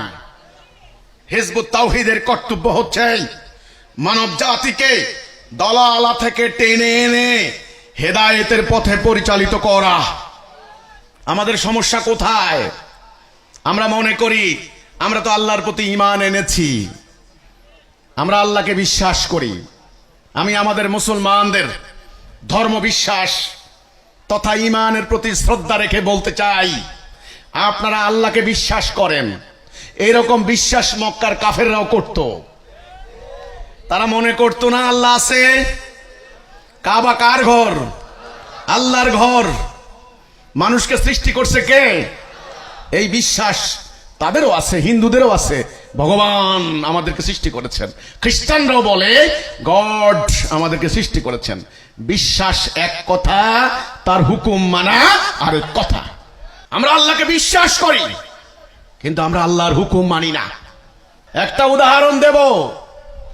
আপনি আপনার বাবাকে বাবা বলে বিশ্বাস করেন, কিন্তু বাবা আপনাকে বলেছেন সন্ধ্যাবেলায় বাজারে যাবে না, তুমি নষ্ট হয়ে যাবে। আপনি বাবার কথা শুনেন নাই, সারা রাত বসে আপনি বাজারে আড্ডা দিচ্ছেন, লেখাপড়া বন্ধ। বাবা বলেছেন ভোরবেলা ঘুম থেকে উঠে ফজরের নামাজ পড়ে মাঠে যাবে, আপনি বাবার কথা শুনেননি, দিনের 12টা বাজে ঘুম থেকে উঠেন। বাবা বলেছেন মদ খাবে না, আপনি ইচ্ছা মতো বোতল ভরে মদ খেয়ে টাল হয়ে গেলেন। এই যে আপনি অসুস্থ হলেন, আপনি অশিক্ষিত মূর্খ হলেন, বাবাকে অস্বীকার করেছেন। কি করেছেন? বাবার হুকুম মানেন নাই। আমরা মুসলমানরা কি করছি বলুন? আল্লাহকে বিশ্বাস করি, আল্লাহর সন্তুষ্টির জন্য নামাজ পড়ি, রোজা করি, সুবহানাল্লাহ সুবহানাল্লাহ তাসবিহ দানা টপকাই, কিন্তু আমরা আল্লাহর হুকুম মানি না। আল্লাহ বললেন সুদ খাইও না। আল্লাহ কি বললেন? সুদ খাইও না। যে সুদ খায় তার বিরুদ্ধে আল্লাহ এবং তার রাসূল জিহাদ ঘোষণা করলেন। আর আমাদের রাষ্ট্র চলে কিসের উপরে? সুদের উপরে। আমাদের রাষ্ট্র কিসের উপরে? 90% মুসলমান, আমাদের অর্থনীতি সুদের উপরে। আল্লাহর হুকুম মানলাম। এবার আসেন দ্বিতীয় কথা বলি। আল্লাহ বললেন যারা আমার নাযিল করা বিধান দিয়ে বিচার করে না তারা কাফের, তারা জালেম, তারা ফাসিক। আমাদের কোর্ট কাছারিতে বিচার ফয়সালা হয় না? আমাদের কোর্টে বিচার হয় কি না? এটা কি আল্লাহর আইনে হয় না মানুষের আইনে? মানুষের আইনে। আল্লাহটা বাদ দিলাম, বাদ দিয়ে আমরা মানুষের আইনে কোর্ট কাছারিতে বিচার ফয়সালা করছি। ফলে কি হয়েছে? লক্ষ লক্ষ মামলা আজকে পেন্ডিং, প্রায় 43 লক্ষ মামলা জমা হয়েছে। আজকে কোর্টের বারান্দা দৌড়াতে দৌড়াতে মানুষ ফকির হয়ে যাচ্ছে। সামান্য লাউ চুরির মামলা 20 বছরে ফয়সালা নাই। 1 ডিসিম জমির জন্য মামলা করেন, আপনাকে ভিক্ষার থালা ধরাই দিচ্ছে। এই মামলার নৈরাজ্য আল্লাহর হুকুম না মানার কারণে। তাহলে আমরা কি করছি? আল্লাহর কিছু মানি, কিছু মানি না। এটার নাম কি? শিরক। এটার নাম শিরক। আল্লাহ কোরআনে বললেন আফাতুমিনুনা বিবাদিল কিতাবি ওয়া তাকফুরুনা বিবাদ। তোমরা কি সিদ্ধান্ত নিয়েছো আমার কিছু মানবে কিছু মানবে না? যদি এই সিদ্ধান্ত নাও, খিজিউন ফিল হায়াতিদ দুনিয়া, দুনিয়ার জীবনে ভয়াবহ আযাব, শাস্তি। আজকে দুনিয়াতে এই যে মুসলমান মার খাচ্ছে, আজকে এই যে অশান্তি, এই যে অবিচার হচ্ছে, এর অন্যতম কারণ আমরা আল্লাহর কিছু মানি কিছু মানি না। আমরা কিছু মানি কিছু মানি না, এটার নাম শিরিক। যারা শিরিক করবে তাদের কোনো আমল কবুল হবে না। ইন্নাশ শিরকা লা যুলমুন আযীম, নিশ্চয় শিরিক হচ্ছে বড় জুলুম, বড় পাপ। আমাদের যে তাওহীদের উপরে ঈমান নাই, আল্লাহ যে ঈমানটা চান, নবী করিম সাল্লাল্লাহু আলাইহি সাল্লাম যে ঈমান প্রতিষ্ঠা করার জন্য লড়াই করছেন, আমাদের যে সেই ঈমানটা নাই, এটা কি আপনারা বুঝেছেন নাকি বুঝেন নাই? যদি বুঝে থাকেন, আপনাদের এখন কর্তব্য হবে ঈমান আনা। আমাদের ডাক ঈমানের ডাক, আমাদের ডাক তাওহীদের ডাক, আমাদের ডাক কলেমার ডাক। যারা তাওহীদের উপর ঈমান আনবেন, যারা আল্লাহর সঙ্গে এই চুক্তি করবেন, এই অঙ্গীকার করবেন, আল্লাহ তুমি আমাদেরকে সৃষ্টি করেছো, আল্লাহ সৃষ্টিকালে তোমার সঙ্গে কেউ শরীক ছিল না, আল্লাহ তুমি আমাকে খলিফা হিসেবে সৃষ্টি করেছো, সৃষ্টি করে তুমি আমাকে এমনি এমনি ছেড়ে দাও নাই। আল্লাহ রাব্বুল আলামিন তুমি এই আসমান জমিন গ্রহ নক্ষত্র বৃক্ষরাজি তরুলতা পর্বতমালা বৃক্ষকুল বিহঙ্গকুল মৎস্যকুল হাইড্রোজেন অক্সিজেন নাইট্রোজেন প্রতিনিয়ত কত শক্তি দিয়ে তুমি সাহায্য করে যাচ্ছ আল্লাহ। আল্লাহ তুমি আমাকে জীবন দিয়েছো, এই মাটিকে নির্দেশ দিয়েছো, মাটি তুমি ফসল ফলাইবা, এই বৃষ্টিকে নির্দেশ দিয়েছে বৃষ্টি তুমি বৃষ্টি বর্ষণ করবে, এই সূর্যকে আল্লাহ নির্দেশ দিয়েছেন, এই সূর্য তুমি আলো তাপ শক্তি দিয়ে যাবে, এনার্জি দিয়ে যাবে, আমার খলিফাকে সাপোর্ট করবে। আমার খলিফার মূল দায়িত্ব আমার খেলাফত করা। একটা গরুকে বানানো হয়েছে, আপনি গরু খাবেন, পুষ্ট হবেন। একটা বৃক্ষকে বানানো হয়েছে, আপনাকে অক্সিজেন দিবে, ছায়া দিবে, আপনি বেঁচে থাকবেন। আপনাকে কি জন্য বানানো হয়েছে, এটা কি আপনি কোনোদিন প্রশ্ন করেছেন? নিজেকে প্রশ্ন করুন, জানুন, আগে জানা তারপরে কাজ। যার জানা ভুল হয় তার আমল ভুল হয়। তাহলে এখন বলুন, এই দুনিয়াতে আপনার আমার মূল কাজ কি? আল্লাহর খেলাফত করা। আল্লাহর খেলাফত করবেন কি দিয়ে? আল্লাহর হুকুম দিয়ে। কি দিয়ে? আল্লাহর হুকুম দিয়ে। আল্লাহর হুকুম মেনে নেওয়ার প্রাইমারি অঙ্গীকার, কন্ট্রাক্ট, এটাই হলো কালেমাতুত তাইয়্যিবা লা ইলাহা ইল্লাল্লাহ। এই তাওহীদের ডাক আল্লাহ রাসূল দিয়েছেন, তাওহীদের উপরে মানব জাতিকে ঐক্যবদ্ধ করেছেন। আমি আপনাদেরকে আবারও বলতে চাই, আপনারা আল্লাহকে বলবেন, আল্লাহ আমরা আল্লাহ তোমার খেলাফত করব, তোমার আনুগত্য করব।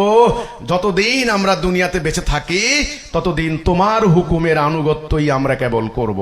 আমরা ইবলিসের আনুগত্য করব না, আমরা বাম দিকে যাব না, আমরা শয়তানের আনুগত্য করব না, আমরা একমাত্র তোমার আনুগত্য করব, আবার তোমার কাছে প্রত্যাবর্তন করব। আপনারা যারা ঈমান আনবেন তাদেরকে আমি অভিনন্দন জানাবো, তাদেরকে আমি সুসংবাদ দেব, জান্নাতের সুসংবাদ। তাদেরকে আমি সুসংবাদ দেব, ঈমানের সুসংবাদ। আপনাদের সমস্ত গুনাহ আল্লাহ মাফ করে দিয়ে আপনাদেরকে জান্নাতে দাখিল করাবেন। যারা ঈমান আনবেন তারা হবেন মুমিন। ঈমান আনার পর আপনার কি দায়িত্ব? এবার আপনার কি কাজ? আপনি তো ঈমান আনলেন যে আল্লাহর হুকুম ছাড়া কারো হুকুম মানি না। এখন কাজ কি? এইবার কাজ হচ্ছে আল্লাহর দেওয়া দিন মানব জীবনে প্রতিষ্ঠা করা। এটাই আল্লাহ বলছে, না না কিমুদ্দিন, দিন প্রতিষ্ঠা করো। দিন কয় প্রকার? দুই প্রকার। আল্লাহর দেওয়া দিন, মানুষের তৈরি করা দিন। দিন মানে হলো যেটা দিয়ে মানুষের জীবন চলে, জীবন ব্যবস্থা, জীবন সিস্টেম, পদ্ধতি। এই যে মানব জীবন চলে এর একটা সিস্টেম আছে না, এটা হলো দিন। তাহলে আমরা কার দিন মানবো? এই যে কথা বলেন, আমরা কার দিন মানবো? আল্লাহর দেওয়া দিন। আল্লাহর দেওয়া দিনের নাম দ্বীনুল হক। এই দিন আল্লাহ রাব্বুল আলামিন পাঠিয়েছেন কার কাছে? হযরত মুহাম্মদ মুস্তাফা সাল্লাল্লাহু আলাইহি ওয়াসাল্লাম। একটা কথা বলি, আমেরিকার প্রেসিডেন্ট বাংলাদেশে আসলো, সকল মিডিয়া সবাই বুঝার চেষ্টা করবে, জানার চেষ্টা করবে ব্যাপারটা কি। আমেরিকার প্রেসিডেন্ট ডোনাল্ড ট্রাম্প বাংলাদেশে কেন আসলেন, কি উদ্দেশ্যে আসলেন, উদ্দেশ্য জানার চেষ্টা করবে না? সর্বপ্রথম নানান অনুমান নির্ভর সংবাদ প্রচার করবে। শেষে যখন উদ্দেশ্য তিনি মুখে বলবেন তখন মানুষ পরিষ্কার হয়ে যাবে। এইবার যখন পরবর্তী 5 বছর ধরে তিনি ওনার কার্যক্রম দেখবেন তখনই পরিষ্কার হয়ে যাবে যে ডোনাল্ড ট্রাম্প বাংলাদেশে আসলে এই উদ্দেশ্যেই এসেছিল নাকি। উদ্দেশ্য সম্পর্কে জানার নাম কিরা। তাহলে নবী করিম সাল্লাল্লাহু আলাইহি সাল্লাম দুনিয়াতে কি উদ্দেশ্যে এসেছেন এটা জানবেন না? এখন তো আমাদের মুসলমানরা মনে করে আমি নবীর উম্মত, লা ইলাহা ইল্লাল্লাহ মুহাম্মাদুর রাসূলুল্লাহ এই কথা বললেই আমি নবীর উম্মত হয়ে গেছি। আরো ভালো উম্মত হওয়ার জন্য নবীর মতো দাড়ি রাখলাম, নবীর মতো জুব্বা পরলাম, নবীর মতো টাকনু পরলাম, নবী ডাইন কাতে ঘুমায় আমি ডাইন কাতে ঘুমাইলাম, খাওয়ার আগে নিমক খাওয়ার পরে একটু মিঠাই খাইলাম, মসজিদে ঢুকার সময় ডাইন পাও দিয়ে ঢুকলাম। আমি তো মনে মনে মনে করছি আমি তো নবীর 1 নাম্বার পেয়ারা উম্মত হয়ে গেছি। কিন্তু হবে না, হবে না। নবীকে আপনি ভালোবেসে ওগুলি করেন, ওগুলি আপনি উপকারিতা পাবেন, সওয়াব পাবেন। কিন্তু নবী করিম সাল্লাল্লাহু আলাইহি সাল্লাম যে উদ্দেশ্যে এসেছেন, যে মিশন নিয়ে এসেছেন, আল্লাহর পক্ষ থেকে যে দায়িত্ব নিয়ে এসেছেন, সেটা যদি আপনি পালন না করেন কখনো আপনি উম্মতে মুহাম্মদী হবেন না। তাহলে নবী কেন এসেছেন আগে এটা জানতে হবে, তারপরে নবী করিম সাল্লাল্লাহু আলাইহি সাল্লামের জীবনী দেখবেন উনি কি করেছেন। উনি কি পাড়ায় পাড়ায় মাদ্রাসা দিয়ে বড় বড় মুফতি মাওলানা তৈরি করেছেন? আরে ভাই দেখেন না ভালো করে। উনি কি বিভিন্ন জায়গায় জায়গায় প্রার্থী হয়ে আমার মার্কায় ভোট দাও তাহলে তুমি জান্নাতে চলে যাবে এই কথা বলেছেন? তিনি কি করেছেন ওনার জীবনী একবার দেখেন না, এক চোখে দেখেন না, এটাকে বলে সাদা চোখে দেখা। তাহলে আগে জানতে হবে তিনি কেন এসেছেন। জানার জন্য কোথাও যাওয়ার দরকার নাই, জানার জন্য কারো কাছে যাওয়ার দরকার নাই। কোরআনে আসেন, সূরা ফাতিহা 28, সূরা সফ 9, সূরা তাওবা 33। ওয়াল্লাযী আরসালা রাসূলাহু বিল হুদা ওয়া দীনিল হক লিইয়ুযহিরাহু আলা দীনি কুল্লিহি। একটা আয়াতে আছে ওয়াকাফা বিল্লাহি শাহীদা। হিদায়াহ এবং সত্য দিন দিয়ে আমি আমার রাসূল পাঠিয়েছি যেন অন্যান্য সমস্ত দ্বীনের উপরে এটাকে বিজয়ী করে, জাহির করে, গালেব করে। এই কাজটা করার জন্য নবী সারা জীবন কি করেছেন? 78টা যুদ্ধ করেছেন রণাঙ্গনে। বদর যুদ্ধের আগেও কয়েকটা যুদ্ধ হয়ে গিয়েছে, উহুদ, খন্দক, হুনায়ুন, তাবুক, মক্কা অভিযান। 78টা ছোট বড় যুদ্ধ রাসূল নিজে করেছেন। উনি ওনার পক্ষ থেকে কমান্ডার পাঠিয়েছেন। এই লড়াই করে, যুদ্ধ করে তিনি কি করেছেন? দিন প্রতিষ্ঠা করেছেন। কার দিন?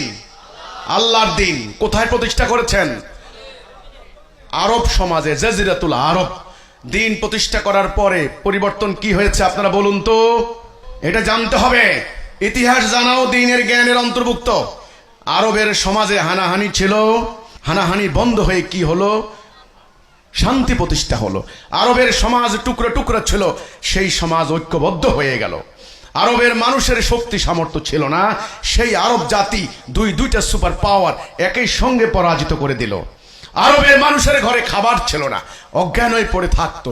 সেই আরববাসী তারা উটের পিঠে খাবার নিয়ে দাঁড়ে দাঁড়ে ঘুরতো, বলতো আজ আমাদের লাগবে না, আজ আমাদের লাগবে না। এই পরিবর্তন হলো। তারপরে কি হলো? দাসত্ব ব্যবস্থার পরিবর্তন ঘটলো। দাসত্ব ব্যবস্থা। কৃতদাস বেলাল, বেলালকে তিনি কাবার উপরে উঠালেন, বললেন বেলাল আজান দাও। বেলাল আজান দিলেন। মানব জাতি দেখলো রাহমাতাল লিল আলামিনের আগমনের উদ্দেশ্য হচ্ছে মানুষের মানবাধিকার ফিরিয়ে দেওয়া।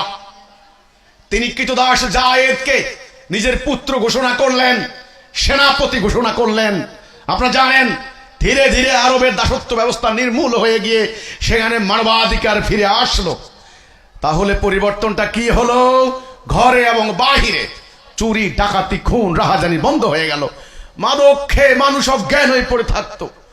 আল্লাহর কোরআন যখন নাযিল হলো, মাদকাসক্ত নির্মূল হওয়া শুরু হলো।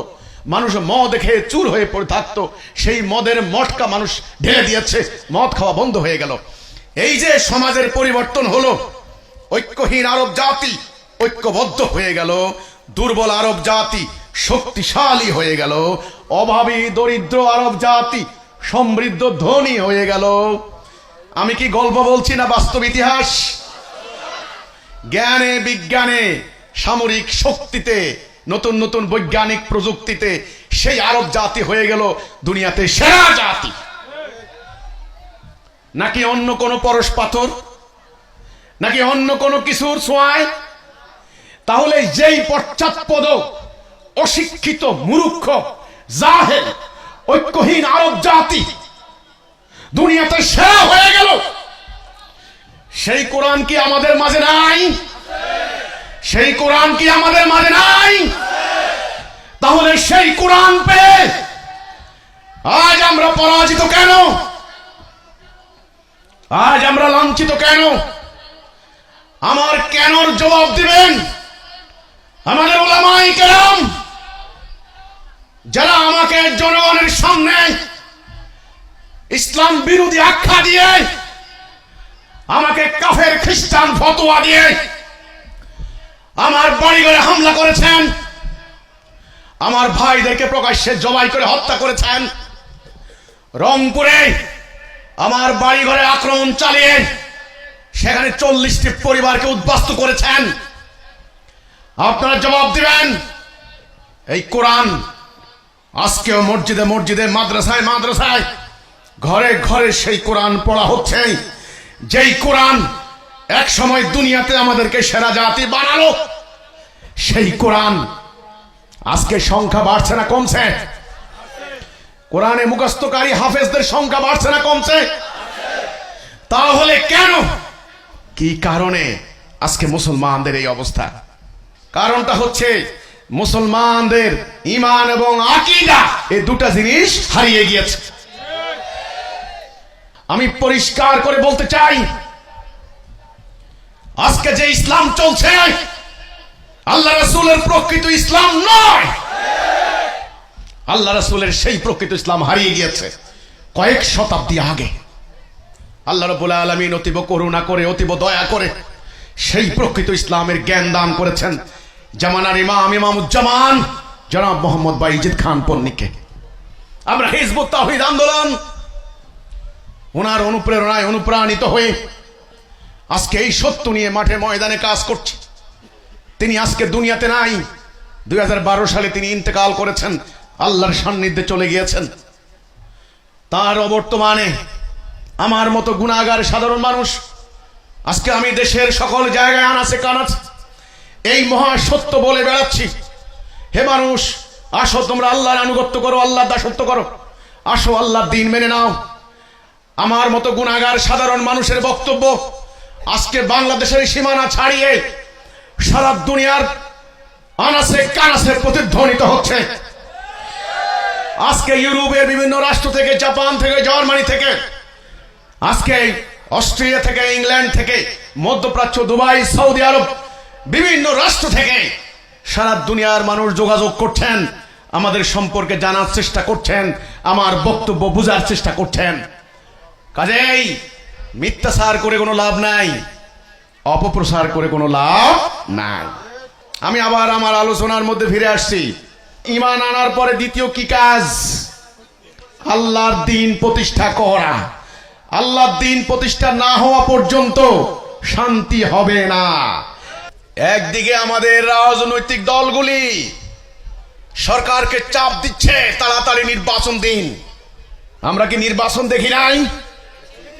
হ্যাঁ, আপনারা বলবেন fair, free and participatory election, fair and free election, peaceful election, fair and free election আপনারা দাবি করছেন, ধর্মীয় সংগঠনগুলিও দাবি করছে ইলেকশন ইলেকশন ইলেকশন। নির্বাচন হলে কি শান্তি আসবে? অন্যায় বন্ধ হবে? অর্থ পাচার বন্ধ হবে? জুলুম বন্ধ হবে? হবে না। আপনারা হয়তো বলতে পারেন আমি বোধহয় সরকারের পক্ষে কথা বলছি, নির্বাচনের বিরোধিতা করছি না।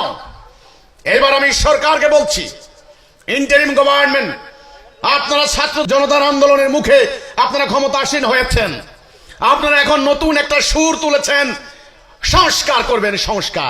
সংস্কারের নতুন একটা শব্দ যোগ করেছেন, যথেষ্ট সংস্কার, যথেষ্ট, এনাফ রিফরমেশন, যথেষ্ট সংস্কার করবেন। শুনুন, যতই সংস্কার করেন লাভ নাই। মানব রচিত আইন আপনি যতই সংস্কার করেন, ওইটা অশান্তির মূল। আপনারা সংস্কার কমিশন করেছেন, যাদেরকে নেতৃত্ব দিয়েছেন, তাদের শিক্ষা দীক্ষা, তারা হলো পাশ্চাত্য সভ্যতার দাস, মানসিক দাস। তারা ইসলামকে সমর্থন করে না। আপনারা সংস্কার করে শান্তি আনবেন, সংস্কার করে লাভ হবে না, নির্বাচন করে লাভ হবে না। হ্যাঁ, নির্বাচন হতে পারে। আমি হিজবুত তাওহীদের পক্ষ থেকে একটা প্রস্তাব দেব, এই মার্কা মার্কা নির্বাচন নয়, আগে জাতির মধ্যে একটা নির্বাচন হবে। এই জাতির সামনে একটা প্রস্তাব দেবেন, তোমরা কি জাতীয় রাষ্ট্রীয় জীবনে আল্লাহর হুকুম চাও না আল্লাহর হুকুম চাও না? আল্লাহর হুকুম চাই কি চাই না, এটার উপরে এই নির্বাচন হোক না একটা। এটাকে বলা হয় গণভোট। এই একটা গণভোট দেন। যদি এদেশের জনগণ 90% মুসলমান, তারা হজ করতে যায়, নামাজ পড়ে, আলেম ওলামাদেরকে আদর যত্ন করে মুরগির ডিম হাঁসের ডিম খাওয়ায়, এরা যদি বলে আমরা আল্লাহর বিধান চাই না, আমি সেই দিন থেকে এই জাতির মধ্যে কলেমার দাওয়াত আর দেব না। দিয়ে লাভ হবে না, তখন এদের ধ্বংস অনিবার্য হয়ে যাবে। কাজেই নির্বাচন দিয়ে অথবা সংস্কার করে শান্তি আনতে পারবেন না। সিদ্ধান্ত নিতে হবে। এখন থেকে আমরা এতদিন থেকে যে পশ্চিমাদের অনুসরণ করেছি, আর তাদের আইন মানব না, আর তাদের আদর্শ মানব না। এখন থেকে আমরা কার আইন মানব? সব সমস্যার সমাধান দিতে পারে ইসলাম। সব সমস্যার সমাধান দিতে পারে ইসলাম।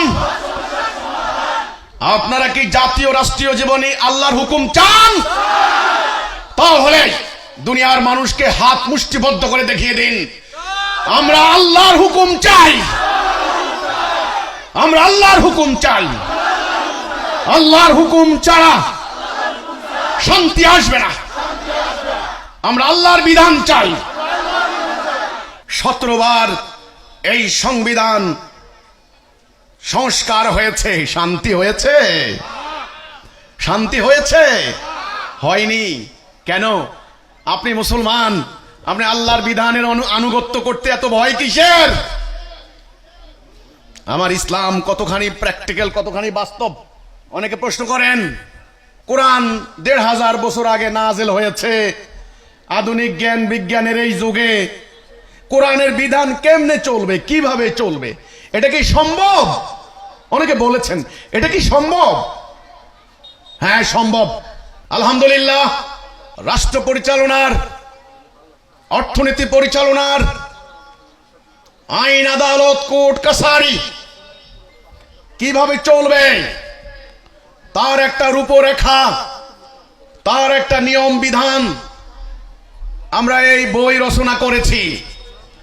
আল্লাহর কিতাবের অনুসরণে, আল্লাহর হুকুমকে ভিত্তি নিয়ে আমরা আধুনিক এই জীবন ব্যবস্থার সঙ্গে সংগতি রেখে কিভাবে মানবাধিকার প্রতিষ্ঠা হবে, কিভাবে নারীদের অধিকার প্রতিষ্ঠা হবে, কিভাবে সকল সম্প্রদায়ের মানুষ শান্তি পাবেন, সাম্প্রদায়িক সংঘাত দূর হবে, কিভাবে অর্থনৈতিক অবিচার বন্ধ হবে, কিভাবে অপরাজনীতি বন্ধ হবে, কিভাবে আদালতে ন্যায় বিচার প্রতিষ্ঠা হবে ইত্যাদি যৌক্তিক উপায়ে অত্যন্ত দালিলিক ভাবে ঐতিহাসিক ঘটনাবলীকে বিশ্লেষণ করে আমরা সরকার যখন সংস্কার প্রস্তাব আহ্বান করেছেন, আমরাও তৌহিদ ভিত্তিক আধুনিক রাষ্ট্র ব্যবস্থার রূপরেখা তুলে ধরেছি।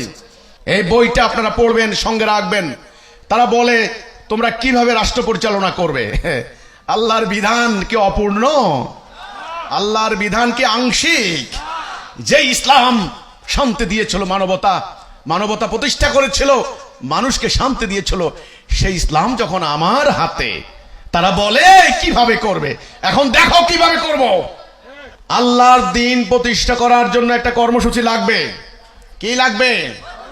কর্মসূচি ছাড়া দ্বীন প্রতিষ্ঠা হবে না। রাসূল পাক সাল্লাল্লাহু আলাইহি সাল্লাম একটা কর্মসূচি অনুসরণ করেননি? হ্যাঁ। দ্বীন কে দিলেন? আল্লাহ। দ্বীন প্রতিষ্ঠার নির্দেশ কে দিলেন? সূরা সূরার 13 নম্বর আয়াত, আন আকিমুদ্দিন, দ্বীন প্রতিষ্ঠা করো। আমাদের মুসলমানদের তো সে আয়াত নাই। আন আকিমুস সালাহ, একথা বললে নামাজে দৌড় দেয়, কিন্তু আকিমুদ্দিন ওটা কেউ বলে না কেন? তাহলে দ্বীন প্রতিষ্ঠা করার কে নির্দেশ দিলেন? আল্লাহ। দ্বীনের কর্মসূচি কে দিলেন? আল্লাহ। এই কর্মসূচি 5 দফা কর্মসূচি। কয় দফা? 5 দফা কর্মসূচির 1 নাম্বারটা ঐক্য। 1 নাম্বার কি? ঐক্য। কিসের উপর ঐক্য? লা ইলাহা ইল্লাল্লাহ মুহাম্মাদুর রাসূলুল্লাহ। ঐক্য। সীসা গলানো প্রাচীরের ন্যায় ঐক্য। 2 নম্বরে ডিসিপ্লিন, 3 নম্বরে আনুগত্য, 4 নম্বরে হিজরত, 5 নম্বরে জান মাল দিয়ে জিহাদ। এই জিহাদের আয়াত শত শত আয়াত। রাসূল পাক সাল্লাল্লাহু আলাইহি সাল্লাম ওনার পুরো সংগ্রামী জীবন, জিহাদের জীবন, সাহাবীদের জীবন, সংগ্রামী জীবন। আজ মুসলমান তারা মার খাচ্ছে। অনেকে বলে কেন মুসলমান মার খাচ্ছে? অনেকে বলে মুসলমান লেখাপড়া নাই, মুসলমানের কাছে অস্ত্র নাই, নানান কারণ বলে। কিন্তু কোরআন কি বলছে? সূরা তাওবার 39 নম্বর আয়াত, তোমরা যদি আমার রাস্তায় অভিযানে বের না হও, আমি তোমাদের শাস্তি দেব, অন্য জাতি তোমাদের উপর চাপিয়ে দেব। মুসলমান নামাজ ত্যাগ করে নাই, মুসলমান হজ ত্যাগ করে নাই, মুসলমান দাড়ি টুপি ত্যাগ করে নাই, মুসলমান জুব্বা ত্যাগ করে নাই, মুসলমান মসজিদ নির্মাণ করা বাদ দেয় নাই, মুসলমান তসবিহ দানা টপকানো বাদ দেয় নাই, মুসলমান জিকির আজগার দোয়া কালাম বাদ দেয় নাই। মুসলমান বাদ দিয়েছে জিহাদ সংগ্রাম। একটা জাল হাদিস আবিষ্কার করেছে, আত্মার বিরুদ্ধে জিহাদ বড় জিহাদ। এটা হাদিস নয়, এটা আরবের প্রবাদ বাক্য। বিশিষ্ট মুহাদ্দিস ইবনে হাজার আসকালানী রহমতুল্লাহ আলাইহি, আপনারা জানেন উনি একজন হাদিস বিশেষজ্ঞ ছিলেন। তিনি এই হাদিসের আদ্যপন্ত খোঁজ খবর নিয়ে তিনি মতামত দিলেন, এটা হাদিস নয়, এটা আরবি প্রবাদ বাক্য, এটা হাদিস হতে পারে না।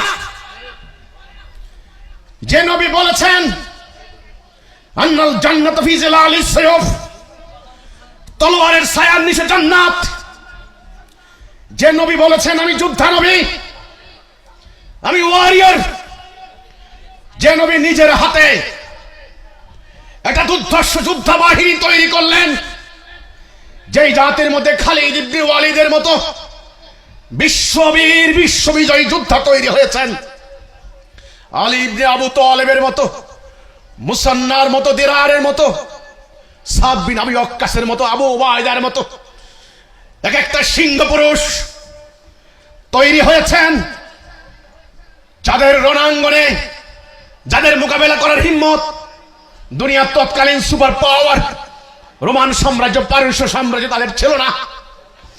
সেই নবীর উম্মত কি করে জিহাদকে অস্বীকার করতে পারে? যেই কোরআনে আল্লাহ রাব্বুল আলামিন জিহাদের কথা 600 বার বলেছেন, এই জাতি কি করে জিহাদ ভুলতে পারে? এদেরকে ভুলানো হয়েছে। ব্রিটিশ সাম্রাজ্যবাদীরা মাদ্রাসা প্রতিষ্ঠা করে 146 বছর ধরে 26 জন খ্রিস্টান প্রিন্সিপাল দিয়ে ইসলামের বেসিক আসল বুনিয়াদি বিষয়গুলিকে গায়েব করে দিয়েছে। আজকে ওরা জঙ্গি বিমান নিয়ে নারীদের উপরে ধ্বংসযজ্ঞ চালায়, আর আমার নারীরা ভয়ে তারা গর্তে লুকায়। আজকে তারা অ্যাটম বোমা বানায়। আজকে আমেরিকার শত শত গ্যারিসন সারা দুনিয়াতে, আর আমরা মুসলমান টরে ভয়ে আমরা জেহাদের কথা বলি না। জেহাদের কথা বললে আবার জঙ্গি ট্যাগ লাগিয়ে দেওয়া হবে। টেরোরিস্ট, সন্ত্রাসী, মৌলবাদী, ফ্যানাটিক, ফান্ডামেন্টালিস্ট, এই সমস্ত শব্দগুলি তারা আমাদেরকে ট্যাগ লাগিয়ে দেয়। কিন্তু গত 100 বছর মানব জাতি সাক্ষী আছে, দুনিয়াতে যত হত্যাকাণ্ড ঘটেছে, 18 কোটি মানুষ খুন হয়েছে। আল্লাহর কোরআনের কারণে কয়জন খুন হয়েছে? হয়নি। এই তোমাদের কারণে। তোমরা দুনিয়াতে জঙ্গিবাদকে, সন্ত্রাসবাদকে, সাম্রাজ্যবাদকে প্রমোট করেছো। এটাকে বন্ধ করতে হলে একটা ন্যায় যুদ্ধ করতে হবে। কিসের যুদ্ধ? যুদ্ধ 2 প্রকার। এক প্রকারের যুদ্ধ আল্লাহর পথে যুদ্ধ। এই যুদ্ধ করে মুমিন। যারা মুমিন তারা লড়াই করে কার পথে? আল্লাহর পথে। যারা কাফের তারা লড়াই করে কার পথে? তাগুতের পথে। ন্যায় যুদ্ধ, আল্লাহর পথে যুদ্ধ।